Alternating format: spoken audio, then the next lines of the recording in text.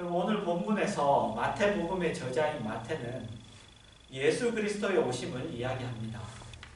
이제 그러면서 그 예수 그리스도의 오심을 이야기하며 그 계보로 예수 그리스도의 계보로 이야기를 하기 시작합니다. 그리고 그 계보의 끝에 아브라함부터 시작하여 다윗까지 14대이고 다윗부터 바벨론으로 사로잡혀 갈 때까지 14대이고 바벨론으로 사로잡혀 간 후부터 그리스도까지 14대라는 이런 말을 덧붙입니다. 그래서 오늘 우리가 생각해 보려고 하는 것은 이게 마태복음의 저자인 마태가 예수 그리스도의 오심을 이야기하며 왜 이 이야기를 하는가 하는 것입니다. 예수 그리스도의 오심에 대하여 예수 그리스도의 계보를 이야기하면서 좁게는 마태가, 넓게는 성경이 전하고 싶은 이야기가 무엇인가 하는 것이죠.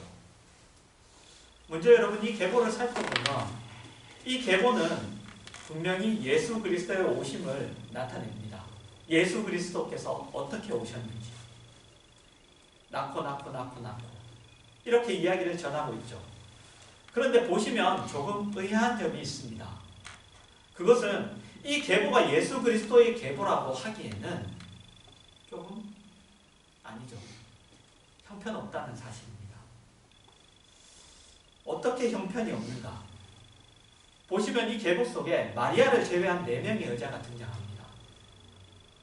다말과 라합과 룻과 밧세바죠. 그리고 사실 이 4명의 여자들 때문에 이 계보는 끊어지지 않고 간신히 이어집니다. 그런데 이 4명의 여자들은 모두 도덕적, 윤리적, 사회적으로 문제가 있었습니다. 다말은 시아버지인 유다와 관계를 가졌죠. 다말은 유다의 며느리인데도 그런데 시아버지인 유다와 관계를 하여서 베레스와 세라를 낳습니다. 라합은 누구죠? 라합은 여리고성에 살고 있던 기생이면 창녀였죠. 여호수아가 여리고성을 정탐하기 위해서 정탐꾼들 둘을 보냈는데 그때 라합이 그 정탐꾼들을 숨겨주죠. 그래서 그 일로 인하여 이스라엘 백성이 여리고를 무너뜨릴 때 그때 라합이 구원을 받아서 이 예수 그리스도의 계보에 이름을 올리게 됩니다. 룻은 누굽니까? 룻은 모압 여인입니다. 모압 여인인데 나오미의 며느리가 되죠. 그래서 나오미를 따라서 그 모압 땅에서 나오미의 남편도 죽고 그 다음에 나오미의 아들이자 또 룻의 또 남편도 죽고 다 죽고 해서 그래서 이제 나오미가 다시 이스라엘로 돌아올 때 그때 룻이 그 시어머니인 나오미를 따라 이렇게 이스라엘로 돌아오게 됩니다. 뭐랄까요? 그 계보에 예수 그리스도의 계보에 이름을 올리게 됩니다. 그리고 밧세바는 누구죠? 다윗의 아내입니까? 아니죠. 성경에 분명히 우리 읽은 말씀에 기록되어 있죠. 누구의 아내죠? 우리아의 아내죠. 다윗의 충신이었던 다윗의 그런 신실한 부하였던 그 우리아의 아내입니다. 그런데 다윗이 빼앗은 거죠. 우리아에게서. 이미 결혼한 여인을 뺏어서 자기의 아내로 삼았습니다. 그래서 우리아도 이 그리스도의 계보에 이름이 올라가게 되었죠. 여러분 그래서 이 계보는 사실 어떻게 보면 일반적으로 여러분 생각해 보십시오. 일반적으로 여러분의 계보에 여러분의 가정에 그 계보에 이런 일들이 있다. 흔치 않죠? 흔치 않아요. 어떻게 보면 이 계보는 굉장히 일반적인 그런 계보보다도 못한 계보입니다. 그래서 마태가 예수 그리스도의 오심에 있어서 이 계보를 이야기하며 전하려는 것은 사람이 예수 그리스도의 이 오심을 결과한 것이 아니라는 사실입니다. 사실 이 계보는 우리가 방금 네 여자를 통해서 확인했듯이 예수 그리스도의 오심을 만들기까지는 부족한 계보입니다. 당연히 이렇게 해서 이 예수 그리스도가 오시게 되었다라고 하기에는 너무나 부족한 부끄러운 계보죠. 그러면 무엇이 예수 그리스도의 오심을 결과한 것인가? 바로 하나님의 의지입니다. 하나님의 의지. 그분이 뜻을 가지고 계셨고 그래서 그분이 자신의 의지로 이루어내고야 마시는 것이죠.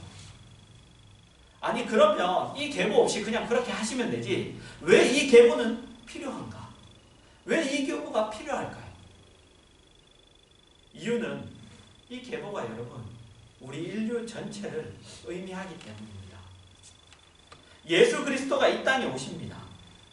그리고 그분의 오심에 대한 여러분 그분이 왜 오시죠? 그분이 왜 오시나요? 그분이 왜 오시죠? 예. 다들 왜 오시는지 모르십니까? 그분이 왜 오셨나요? 뭐 여러 가지가 있겠죠. 우리를 구원하기 위해서도 있고, 그죠? 뭐 때로는 이 땅을 심판하기 위해서라고 하기도 하고. 근데 어찌됐건 그 오심의 궁극적인 목적, 그것은 바로 여러분 하나님 나라의 완성입니다. 하나님 나라의 완성. 그런데 그 일에 있어서 가장 중요한 일이 그 나라의 백성을 모으는 일이고, 그죠? 나라가 있으려면 백성이 있어야 되잖아요. 국민이 있어야 되죠. 그 백성을 불러 모으는 일이고, 그 나라는 하나님의 영광과 그 하나님의 영광됨과 그 하나님의 높으심이 구원이라는 것으로 드러나는 그러한 나라입니다. 그 나라는 하나님이 통치하시는 나라인데 그 통치를 받을 백성들이 얻게 된 은혜와 복과 사랑과 긍휼로 인하여 항복하는 그런 나라입니다. 그 나라는 그 통치자의 은혜와 긍휼과 사랑을 입은, 그래서 그 나라의 초대를 받은 그 백성들의 항복과 감사로 그 통치권이 영광을 받는 그러한 나라죠. 그래서 여러분 우린 이런 내용들을 통하여 우리가 확인해야 되는 것이 있습니다. 그것은 우리가 얻은 구원을 이런 하나님의 의지 또는 하나님의 뜻, 하나님의 목표라는 차원에서 이해해야 한다는 것입니다. 이것이 우리가 가진 구원의 내용에 있어서 중요한 것입니다. 여러분 로마서 1장 16절과 17절입니다. 내가 복음을 부끄러워하지 아니하노니 이 복음은 모든 믿는 자에게 구원을 주시는 하나님의 능력이 됩니다. 먼저는 유대인에게요 그리고 헬라인에게로다. 복음에는 하나님의 의가 나타나서 믿음으로 믿음에 이르게 하나니 기록된 바 오직 의인은 믿음으로 말미암아 살리라 함과 같으니라. 여러분 복음을 하나님의 능력이라고 합니다. 이것은 구원을 이루기 위하여 하나님이 어떤 열심과 의지를 동원하시는가를 나타내는 것이죠. 하나님 앞에 우리가 우리된 어떤 가치를 인정받아서 그래서 그 보상으로 구원을 받는 것이 아니라는 얘기죠. 우리는 우리의 구원을 우리의 도덕성 또는 우리의 어떤 거룩함 또는 우리의 무슨 노력이나 우리의 소원에 대한 보상으로 얻는 것이 아닙니다. 우리는 그저 오늘 계보에서도 확인하는 바와 같이 죄와 연약함과 허물을 가진 그런 존재에 불과합니다. 그러나 하나님이 우리를 하나님의 나라의 백성으로 부르실 뜻을 가지셨고 그리고 그것이 그분의 기쁨이었습니다. 그래서 우리의 구원은 그 하나님의 은혜와 의지로 이루어지게 된 것이죠. 그래서 성경이 복음을 정의할 때 가장 중요한 본질을 하나님의 능력이라고, 구원의 가장 중요한 본질을 하나님의 능력이라고 그렇게 이야기하는 이유입니다. 로마서 3장 21절부터 26절입니다. 이제는 율법 외에 하나님의 한 의가 나타났으니 율법과 선지자들에게 증거를 받은 것이라. 곧 예수 그리스도를 믿음으로 말미암아 모든 믿는 자에게 미치는 하나님의 의인이 차별이 없느니라. 모든 사람이 죄를 범하였음에 하나님의 영광에 이르지 못하더니 그리스도 예수 안에 있는 속량으로 말미암아 하나님의 은혜로 값없이 의롭다 하심을 얻은 자 되었느니라. 이 예수를 하나님이 그의 피로써 믿음으로 말미암는 화목제물로 세우셨으니 이는 하나님께서 길이 참으시는 중에 전에 지은 죄를 간과하심으로 자기의 의로우심을 나타내려 하심이니 곧 이때에 자기의 의로우심을 나타내사 자기도 의로우시며 또한 예수 믿는 자를 의롭다 하려 하심이라. 여러분, 모든 사람이 죄를 범하여서 하나님의 영광에 이르지 못합니다. 우리는 어떤 보상의 차원에서 구원을 받을 자격이나 아니면 실력이 없는 존재들입니다. 오직 하나님이 그분의 크신 은혜로 우리를 구원하셨습니다. 우리의 구원에는 그분의 은혜와 긍휼과 열심이 동원되었어야 했었죠. 우리의 구원이라는 이 일은 우리를 사랑하시고 불쌍히 여기시는 하나님이 그분의 긍휼과 그분의 자비를 동원하셨어야만 가능하게 된 일입니다. 여러분, 우리가 이것을 놓치게 되면 구원의 근거가 항상 자기 자신이 돼요. 항상 자기 자신이 되고, 그렇게 되면 자랑이 있게 되고, 그리고 실망이 크게 됩니다. 여러분, 우리는 우리 자신을 볼 때 우리의 신앙에 대하여 자신이 없어지죠. 그죠? 여러분 자신을 볼 때 신앙에 대한 어떤 자신이 생깁니까? 그렇지 않죠. 우리는 그때 신앙에 자신이 없어져요. 이러고도 내가 예수를 믿는다고 할 수 있는가? 이러고도 내가 구원을 얻었다고 할 수 있는가? 그런 자책감이 자꾸 들죠. 여러분, 그 이유는 우리가 우리의 구원을 자꾸 우리된 것에 대한 보상으로 생각하기 때문입니다. 그래서 그렇지 않다는 것을 우리는 확인하고 또 확인해야 되는 거죠. 늘 신앙생활을 하면 우리가 확인해야 됩니다. 그래서 하나님이 그분의 영원한 나라를 세우실 때 어떻게 세우기로 하셨느냐 하면 우리를 그 백성으로 부르셔서 우리를 그분의 은혜와 긍휼과 자비와 사랑으로 거룩하고 흠없고 영광스럽게 해서 세우기로 하셨습니다. 그 나라는 하나님이 자기의 백성들을 불러 그들을 은혜와 긍휼과 자비와 사랑으로 복을 받게 하여서 세울 나라이기 때문에 하나님이 자기 혼자만 의롭지 않기로 하셨어요. 자기 혼자만 나만 의로운 자로 나만 의롭게 남아있지 않겠다. 그렇게 하신 겁니다. 그 나라는 우리를 구원하고 용서하고 복되게 하여 함께 기뻐하기로 하는 나라입니다. 그것에 여러분 하나님의 능력과 열심과 그리고 목표가 있습니다. 그래서 우리가 우리의 신앙을 점검할 때 놓치지 않아야 하는 부분은 바로 이 부분입니다. 우리가 가진 신앙이 우리의 노력, 좋아요. 우리의 결정, 결심, 결단, 좋습니다.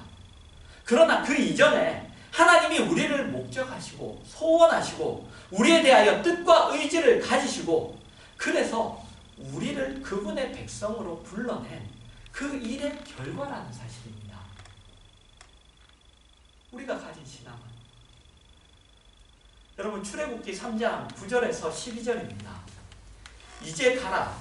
이스라엘 자손의 부르짖음이 내게 달하고 애굽 사람이 그들을 괴롭히는 학대도 내가 보았으니 이제 내가 너를 바로에게 보내어 너에게 내 백성 이스라엘 자손을 애굽에서 인도하여 내게 하리라.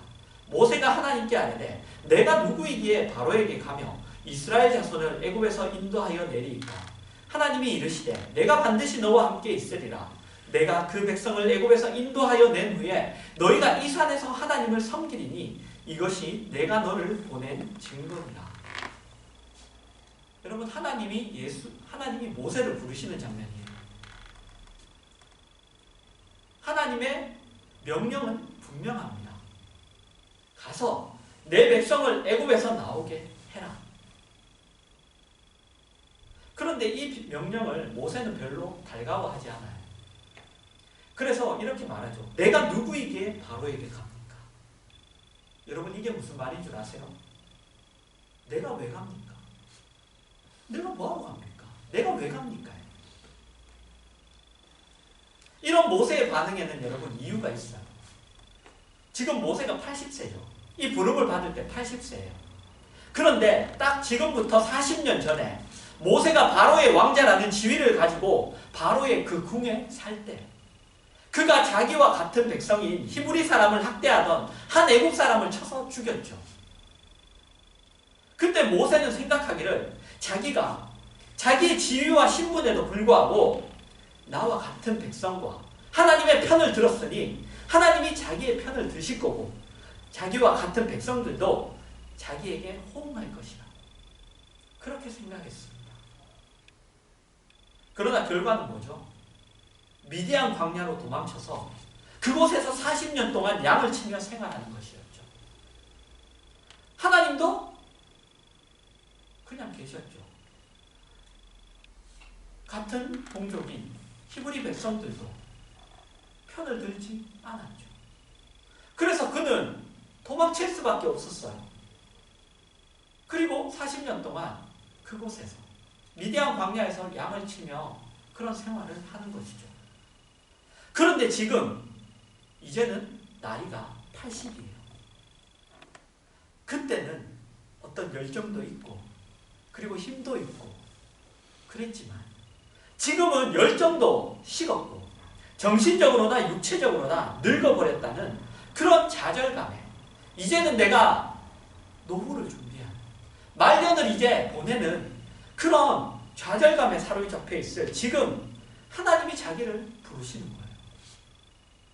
그러니 모세의 마음에는 아니 모든 조건이 좋을 때 자기가 왕자로 있었고 자기가 어떤 지위가 있었고 자기가 어떤 힘이 있었을 때 그때는 가만히 계시다가 이제 나를 부름칩니까? 라는 반발이 있는 거예요. 그래서 내가 왜 갑니까? 내가 왜 갑니까? 그리고 그 반발뿐만 아니라 불신도 있어요. 어떤 불신? 내가 하나님을 향하여 열심을 낼 때는 그냥 가만히 계셨는데 이번에도 그러시지 않으실까? 이번에도 괜히 갔다가 그냥 아무 일도 일어나지 않는 게 아닐까? 그런 불신이 있는 거죠. 그러자 하나님이 증거를 주시겠다고 합니다. 증거. 그 증거가 뭐냐? 그 증거가 이거예요. 너와 이스라엘 백성이 애굽을 나와 이 호렙산에서 나에게 예배할 것이다. 그걸 증거로 주셨어요. 여러분 이게 증거입니까?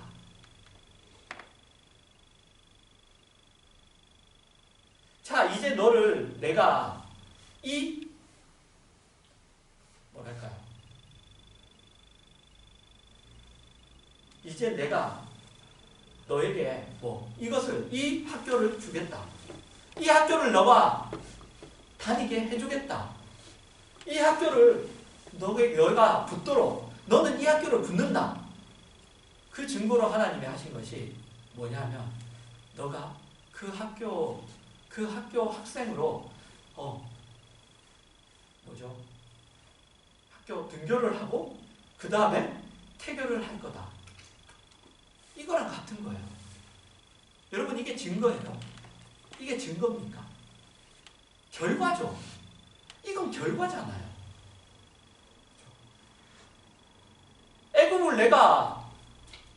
애굽에 있는 이스라엘 백성을 꺼내는 것, 이것을 나에게 명령으로 주셨는데 이것이 이루어질 줄 어떻게 압니까? 그래서 그거에 대한 증거를 주시는데 그 증거가 뭐냐? 애굽 백성이 거기서 나와서 이 산에서 나에게 예배할 거다. 이것은 나온 것의 결과죠. 결과예요. 그런데 하나님이 그것을 증거라고 그렇게 주십니다. 여러분 이게 무슨 말일까요? 하나님이 도대체 무슨 얘기를 하시는 걸까요? 여러분 무슨 말이냐 하면 이런 말입니다. 나는 내 백성을 이 산에 불러 내 나라를 세우려고 한다. 그런데 그 과정에 있는 일이 실패하면 그 일이 있을 수 있겠느냐 하는 말입니다. 그죠? 예배하게 하려고 했는데 이 산에서 예배할 거라고 그러는데 그러면 일단 나와야 되잖아요. 근데 이 나오는 일이 실패할 수가 있겠냐? 라는 그 말이죠.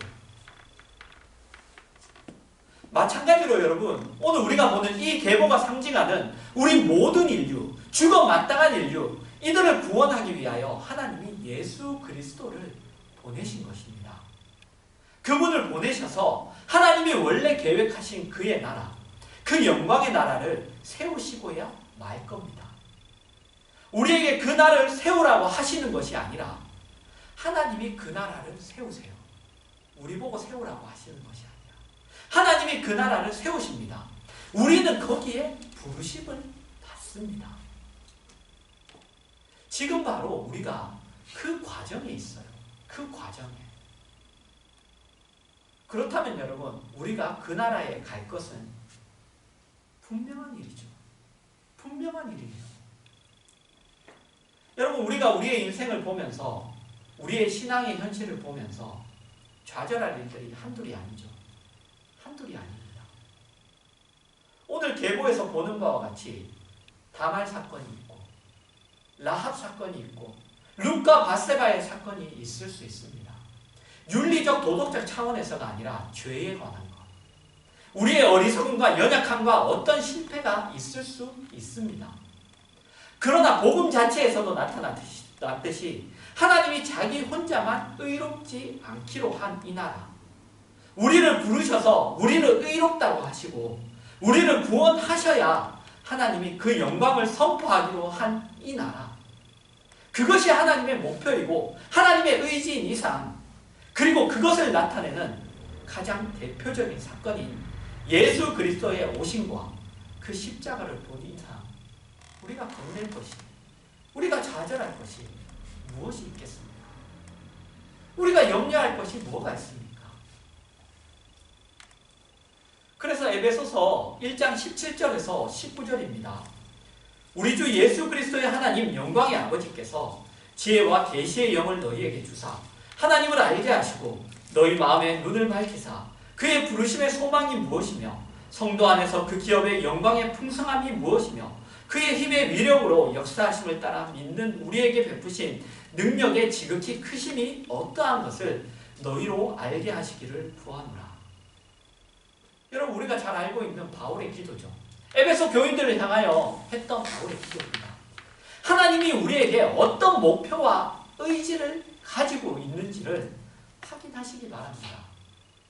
예수 그리스도의 오심이 나의 나된 것에 대한 보상이 아니었고 우리의 소원에 대한 결과도 아니었으며 우리의 노력에 대한 결과도 아니었습니다. 그래서 복음이죠. 그래서 복음이죠. 하나님의 홀로 영광을 취하시기로 하시지 않으시고 우리를 불러 그분의 영광을 드러내기로 하시는 거예요. 그 일에 여러분, 예수 그리스도가 열쇠입니다. 예수 그리스도. 예수 그리스도와 그의 십자가를 보면 아는 거죠. 뭘 알죠? 하나님이 우리에게 목표하시고 정하신 것을 그분이 기억코 하시고야 말겠구나. 그래서 이렇게까지 하셨구나. 그것을 우리가 예수 그리스도의 오심과 십자가에서 발견하는 겁니다. 그리고 그것이 우리 신앙의 자신에 있어서 가장 확실한 근거예요. 그게 가장 확실한 근거예요. 예수 그리스도가 우리를 위하여 오셨고 우리를 위하여 죽으셨다는 그 사실이, 그것이 우리의 신앙의 어떤 것보다, 하나님이 우리에게 베푸시는 어떤 기적, 우리에게 주시는 어떤 보상, 그것보다도 가장 확실한 근거라고요. 우리의 못난과 실패에도 불구하고 하나님은 우리를 향한 계획과 뜻을 실패하시거나 포기하시지 않으십니다. 그래서 알게 하시기를 지금 구하는 거예요. 이거를 알게 하시기를 구합니다. 여러분, 우리는 우리의 신앙에 대하여 실망하죠. 여러분, 실망합니까? 우리는 우리의 신앙에 대하여 실망합니다. 그런데 왜 실망합니까? 왜? 우리가 괜찮은 사람이라고 생각하기 때문이죠. 그런데 여러분, 그것을 뛰어넘어야 돼요. 여러분, 우리는 안 괜찮은 사람들입니다. 우리는 안 괜찮은 사람들이에요. 우리 중에 아무도 괜찮은 사람 없습니다. 없어요. 우리는 모두가 다 못난 자들이에요. 그런데 하나님이 이렇게 하시죠. 20절에서 22절입니다. 그의 능력이 그리스도 안에서 역사하사 죽은 자들 가운데서 다시 살리시고 하늘에서 자기의 오른편에 앉히사 모든 통치와 권세와 능력과 주권과 이 세상뿐 아니라 오는 세상에 일컫는 모든 이름 위에 뛰어나게 하시고 또 만물을 그의 발 아래에 복종하게 하시고 그를 만물 위에 교회의 머리로 삼으셨느니라.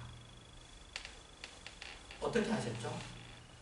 예수 그리스도와 우리를 머리와 몸으로 묶어버렸습니다. 여러분, 머리와 몸이 분리되면 머리가 죽습니까? 몸이 죽습니까? 예. 둘 다 죽죠. 네, 둘 다 죽죠. 둘 다 죽어요. 하나님이 그렇게 하셨다고요. 자기와 우리를 묶었어요. 분리되면 죽는 그런 관계로 묶으셨다고요. 그렇게 하나님이 하나님의 나라에 대하여 뜻과 의지를 가지고 계신 거예요. 예수 그리스도가 인류의 계보를 통하여 오십니다. 그러나 이 계보는 여러분 죽어 마땅한 계보예요. 멸망할 계보입니다. 그러나 이 계보를 그런 실패한 계보로 만들지 않기 위해서 그분이 오셨죠. 그분이 오셨습니다. 우리는 죽어 마땅한 죄인들입니다. 우리의 소원이나 우리의 보상으로 예수 그리스도가 오시지 않으셨습니다. 그러나 그분은 오셨습니다. 우리를 고치기 위해서, 우리를 영광되게 하기 위해서, 우리에게 복을 주기 위해서 오셨습니다. 그리고 우리의 머리가 되셨습니다. 우리는 그분의 몸이 되었습니다. 묶으셨습니다.